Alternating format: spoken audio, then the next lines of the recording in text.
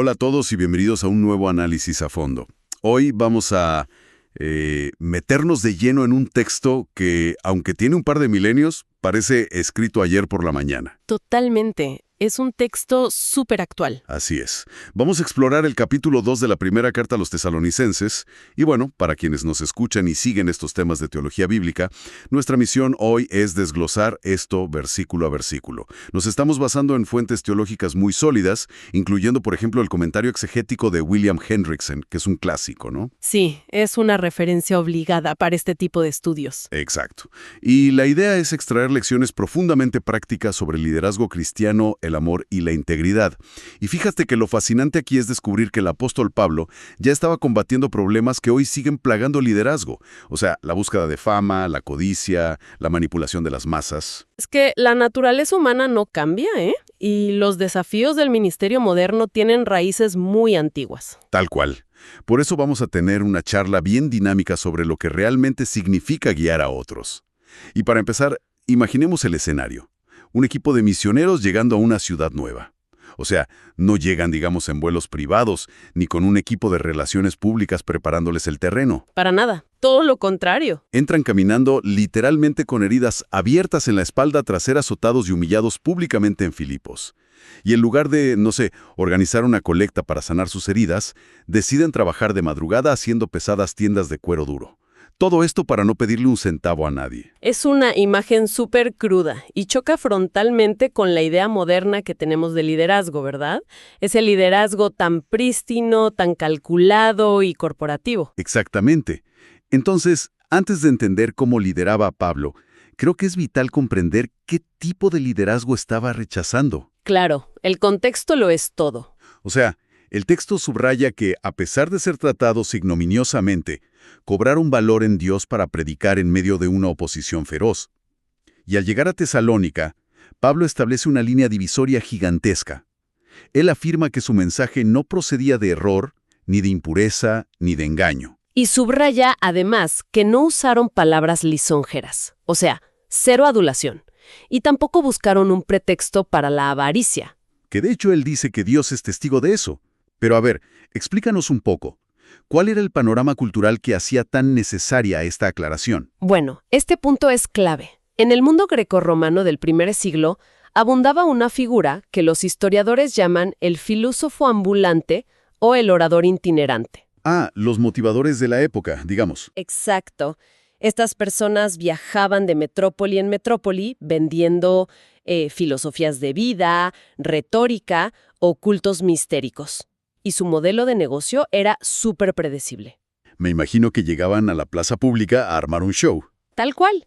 Llegaban al ágora, daban un discurso espectacular utilizando puras palabras lisonjeras para cautivar a las masas. Y luego, bueno, buscaban monetizar esa atención. Pasaban el sombrero. Sí, ya fuera recogiendo monedas de la multitud, o lo que era mucho más codiciado para ellos, buscaban el favor de un patrono rico. Un patrocinador que los mantuviera. Exactamente. Alguien que financiara su estilo de vida a cambio de entretenimiento intelectual. Entonces, Pablo y su equipo sabían perfectamente que al llegar a Tesalónica, la gente automáticamente los iba a categorizar en esa caja. Los iban a ver como unos charlatanes religiosos más. Sí, charlatanes buscando llenarse los bolsillos. Por eso tenían que desmarcarse desde el minuto 1. ¡Wow! Es un paralelismo fascinante con ciertas dinámicas que vemos hoy. ¿En qué sentido lo dices? O sea, pensemos en esos filósofos ambulantes que moldeaban su mensaje solo para agradar. Operaban bajo la misma lógica que muchos influencers o políticos modernos. Hoy se estudia, qué palabras clave generan más retención. Claro, el algoritmo. Exacto. ¿Qué discurso produce más likes o aplausos en la audiencia? Y adaptan el mensaje exclusivamente para maximizar esa aprobación. Venden lo que la audiencia quiere escuchar, porque la atención es la moneda de cambio para el beneficio personal. Y el texto bíblico ataca esa motivación directamente. Cuando Pablo dice que Dios es testigo, está trasladando la validación del ámbito público, que es lo que busca el influencer, al ámbito divino. Porque Dios ve los motivos internos. Así es, los motivos internos, que son invisibles para la multitud, son el verdadero campo de batalla del liderazgo. Y como señala Hendrickson en su exégesis, Si el mensaje de Pablo hubiera estado teñido de adulación, no habría sido más que un pretexto elegante para encubrir la codicia. O sea, una estafa bien armada. Exacto. Al negarse a jugar el juego retórico de su época, Pablo estaba protegiendo la pureza del Evangelio. Pero aquí hay algo que me hace un poco de ruido. A ver qué opinas tú. Dime, a ver. El mismo texto señala que ellos, siendo apóstoles de Cristo, tenían autoridad moral y espiritual. O sea, tenían el derecho legítimo de exigir sustento de la comunidad, de ser lo que el texto denomina cargas pesadas. Es verdad. La autoridad apostólica les daba ese derecho. Entonces, si Pablo tenía el derecho legítimo a recibir sustento, ¿por qué renunció a él? Digo, en el liderazgo contemporáneo, la mayoría de los privilegios, los altos salarios o los beneficios, se justifican precisamente diciendo que el líder tiene derecho a ellos. Es una excelente pregunta. Y para entender esa renuncia, hay que observar el sistema económico del Imperio Romano, específicamente un concepto llamado clientelismo, o la red de patronazgo. Ajá. ¿Cómo funcionaba eso? En esa cultura, aceptar dinero de un patrón o depender económicamente de una congregación en las etapas iniciales creaba automáticamente una deuda de lealtad. O sea, ¿el que paga manda? Básicamente, si alguien te financiaba, esa persona esperaba tener cierta influencia sobre tu mensaje. Y Pablo renunció a su derecho apostólico no solo para evitar parecer codicioso frente a los cínicos, sino para mantener una absoluta independencia. Independencia ideológica y espiritual. A que sugiriera una relación transaccional. Al financiar su propia misión con trabajo manual, demostraba que el Evangelio era un regalo inmerecido motivado por el amor. No un producto sujeto a las demandas de un consumidor. Exactamente. ¡Wow! Y bueno, si rechazó por completo el modelo económico de su tiempo, la pregunta natural es, ¿qué estructura propuso a cambio? Y es aquí donde el capítulo da un giro radical. Un giro hermoso, la verdad. Sí, en los versículos 7 al 9, Pablo deja de lado todo ese vocabulario de la autoridad apostólica y utiliza una de las metáforas más sorprendentes para esa época. Se compara a sí mismo con una madre. Y el lenguaje original griego es profundamente específico aquí. O sea, Pablo no utiliza una palabra genérica para el cuidado infantil. ¿Qué palabra usa? Habla de una nodriza. Pero el contexto, respaldado por analistas como Hendrickson, deja clarísimo que no se refiere a una niñera contratada para cuidar a los hijos de una familia rica por un salario. Ah, ok. La diferencia es clave. Muy clave. La imagen es la de una madre lactante que amamanta, acaricia y cuida a los hijos que ella misma dio a luz. Es una figura de máxima vulnerabilidad, de intimidad y provisión biológica. Y pensar que en la sociedad romana el poder se demostraba dominando a otros. Imagínate, con la fuerza militar, el estatus por encima de los demás, la figura del pater familias que tenía poder absoluto. Y presentar el liderazgo máximo como una madre amamantando a su bebé es una subversión total de los valores de esa sociedad. Cambia completamente el paradigma. Y el apóstol llega a decir que estaban dispuestos a compartir no solo el evangelio, sino sus propias vidas, o sus propias almas. Es una proximidad extrema. Sí, es involucrarse hasta la médula. Yo lo veo, para quienes estudian esto hoy, como... pensemos en una analogía corporativa. Un director general se entera de que la empresa enfrenta un trimestre difícil. Y en lugar de quedarse en su oficina en el último piso diseñando recortes de personal, baja al almacén. Y se pone a trabajar con ellos. Exacto. Hace el turno de madrugada cargando cajas junto a los empleados para que la empresa no tenga que recortar salarios. Esa cercanía encarna el sacrificio del que habla Pablo, porque él respalda su metáfora maternal recordando su arduo trabajo. Y el texto detalla que trabajaban de noche y de día. O sea, Pablo era un erudito instruido a los pies de Gamaliel, pero en Tesalónica se dedicaba al trabajo manual pesado. Fabricaba tiendas de campaña, trabajaba el cuero. Un trabajo físico durísimo. Realizar esa labor agotadora, robándole horas al sueño para poder predicar durante el día y sostenerse económicamente, era la prueba tangible de ese amor materno. No era un afecto de palabras, era un amor traducido en desgaste físico real. Pero a ver, aquí te lanzo otra duda. Porque al contemplar ese nivel de desgaste físico, surge un dilema súper relevante hoy. A ver, cuéntame. En el estudio moderno del ministerio y la psicología laboral, se hace muchísimo énfasis en los límites sanos, en el autocuidado y en prevenir el colapso mental. el famoso burnout. Sí, es casi una epidemia hoy en día. Entonces, ¿cómo es posible que Pablo, trabajando con sus manos de noche, predicando de día y enfrentando persecución, no sufriera un colapso total? O sea, ¿cómo se aplica este nivel de sacrificio en un mundo moderno que prioriza tanto el bienestar personal del líder? Es una excelente observación. Y la diferencia radica en la fuente de la energía y en la naturaleza de la carga. El burnout contemporáneo está frecuentemente ligado a métricas performativas. A rendir cuentas, digamos. Exacto. El sistema nervioso humano se agota súper rápido cuando la energía se invierte en mantener una fachada institucional, en cumplir con cuotas de crecimiento o en gestionar políticas internas. Es un desgaste que, aísla a la persona. Lo deja vacío por dentro. Totalmente. Sin embargo, la energía de Pablo, además de ser espiritual, era relacional. Su sacrificio no nacía de una obligación burocrática, sino de una conexión auténtica con la gente. O sea que amar cansa distinto. Así lo diría yo. Psicológicamente, entregarse por personas concretas a las que amas profundamente sostiene la mente de una manera muy distinta a la exigencia de mantener a flote una organización. La carga de amar es pesada, sí, pero no drena el alma como la carga de aparentar el éxito. ¡Wow! Queda muy claro el papel de la ternura y el sacrificio maternal como base. Pero, y esto es importante, si un modelo de liderazgo se queda solo en dar afecto incondicional, corre el riesgo de volverse permisivo. Claro, creas un ambiente donde no hay crecimiento estructural real. Exacto. Y por eso el texto no se detiene ahí. En los versículos 10 al 12 se introduce el contrapeso necesario. Primero establecen su autoridad moral, recordando que su conducta fue santa, justa e irreprensible. Y de inmediato cambian la metáfora. De la madre lactante pasan a la figura del padre. Las fuentes exegéticas destacan cómo cambian los verbos. Mientras la madre acaricia y nutre, el texto dice que, como un padre con sus propios hijos, Pablo se dedicaba a exhortar, consolar y testificar a los creyentes. Y esa palabra testificar tiene un peso particular, ¿no? Sí, en el griego a menudo conlleva la idea de amonestar o encargar con mucha seriedad. Y un detalle fundamental es que este trato era totalmente individualizado. El texto subraya que lo hacía a cada uno de ellos. O sea, no era un regaño general. Para nada. No era una reprimienda lanzada desde un púlpito hacia una multitud anónima. Era una guía formativa frente a frente, atendiendo a las circunstancias específicas de cada persona. Es que para forjar un carácter resiliente se necesitan ambos elementos simultáneos. Es como la analogía de la metalurgia.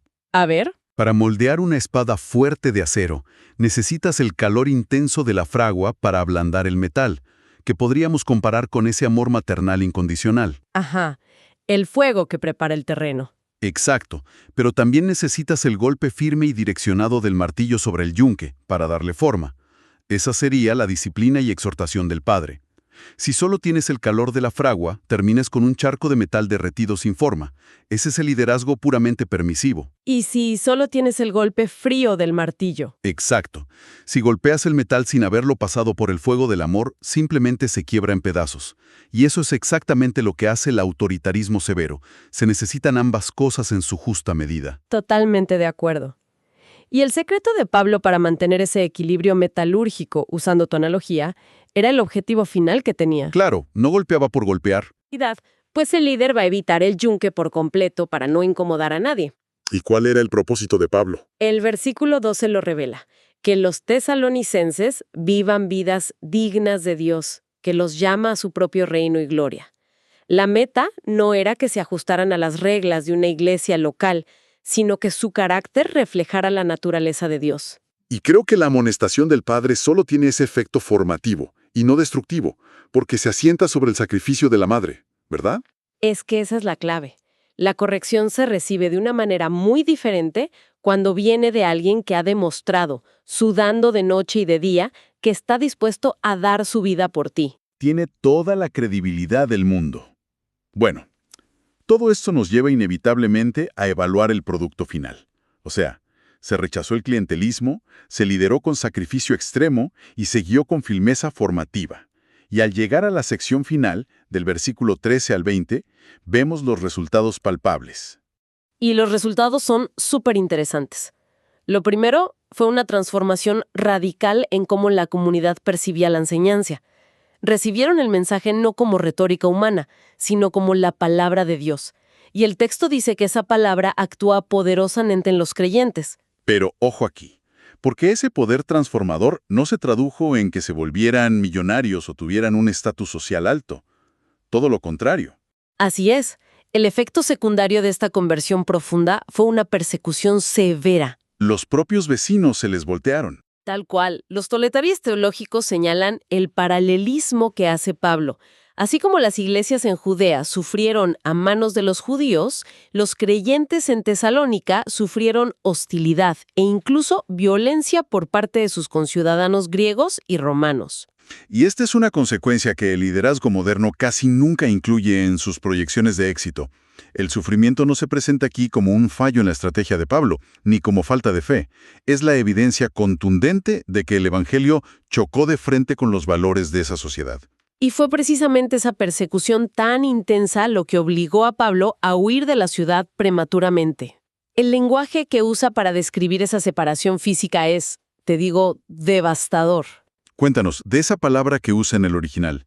En el versículo 17 elige una palabra griega con una intensidad psicológica enorme, aporfanistentes. ¡Wow! Suena fuerte. Ni lo es. Literalmente se traduce como haber sido dejado huérfano o haber sido arrancado violentamente, privado del cuidado de los padres. Es fascinante cómo la metáfora cierra el círculo. Fueron madre y padre para la comunidad, y al ser separados a la fuerza, Pablo y su equipo se sienten como niños huérfanos que perdieron a su familia. Es un dolor visceral. Además, menciona que Satanás obstaculizó su regreso. Esto nos muestra que la separación no fue un simple problema logístico de viajes. Perdió el vuelo, digamos. Claro, no fue eso. Fue una batalla espiritual directa, destinada a quebrar el ánimo de esta joven iglesia y romper el corazón de sus líderes. Y el cierre del capítulo es quizá una de las redefiniciones más profundas sobre lo que es el verdadero triunfo en el ministerio. Pablo declara que los creyentes de Tesalónica son su esperanza, gozo y corona de gloria ante el Señor. Sí, su corona de gloria. ¡Qué expresión tan bella! Es que si lo contrastamos con el ámbito académico y teológico contemporáneo, las métricas de éxito suelen enfocarse en cosas cuantificables. Sí, todo es números. Exacto. Metros cuadrados construidos, presupuesto anual, cuántos seguidores en Instagram, asistentes al servicio dominical o libros vendidos. Todo a escala masiva. Sin embargo, para Pablo, su métrica definitiva eran individuos de carne y hueso, personas con nombres y apellidos que mantenían su integridad bajo una presión social asfixiante. Esta visión cambia las prioridades desde la raíz. Si el modelo de tesalonicenses se aplicara rigurosamente hoy en día, al formar líderes, el éxito dejaría de asociarse con gestionar recursos corporativos. Se valoraría otra cosa. Se valoraría por encima de todo la resiliencia teológica de la comunidad. El líder dejaría de verse como un CEO o un ejecutivo a cargo de una maquinaria y retomaría su identidad como un forjador de carácter. Alguien que conoce el sufrimiento de su gente, que comparte su angustia y cuya mayor validación es ver cómo la fe opera internamente en ellos frente a la adversidad. ¡Qué potente! Bueno, recopilando las disrupciones fundamentales que hemos extraído hoy para entender el liderazgo genuino. En primer lugar, la desarticulación del poder basado en el beneficio personal. No hay lugar para la adulación que busca likes, ni para enriquecerse con el ministerio.